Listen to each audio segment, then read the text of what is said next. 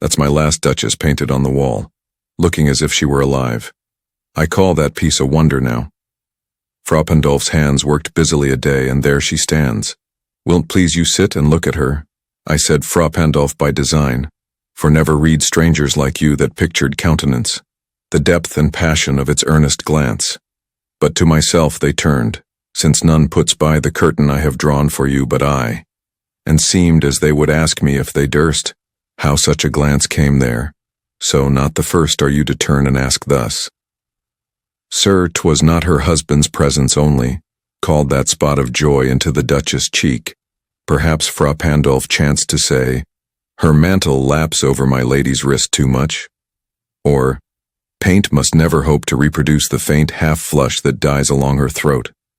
Such stuff was courtesy, she thought, and cause enough for calling up that spot of joy. She had a heart, how shall I say, too soon made glad, too easily impressed. She liked whate'er she looked on, and her looks went everywhere. Sir, 'twas all one. My favour at her breast, the dropping of the daylight in the west, the bough of cherries some officious fool. Broke in the orchard for her the white mule. She rode with round the terrace, all and each would draw from her alike the approving speech, or blush at least. She thanked men, good, but thanked somehow, I know not how, as if she ranked my gift of a 900-years-old name with anybody's gift. Who'd stoop to blame this sort of trifling? Even had you skill in speech, which I have not, to make your will quite clear to such an one, and say, just this or that in you disgusts me, here you miss, or there exceed the mark. And if she let herself be lessoned so, nor plainly set her wits to yours, forsooth, and made excuse, e'en then would be some stooping, and I choose never to stoop. Oh, sir, she smiled, no doubt, whene'er I passed her, but who passed without much the same smile? This grew, I gave commands, then all smiles stopped together. There she stands, as if alive. Will it please you rise? We'll meet. The company below, then.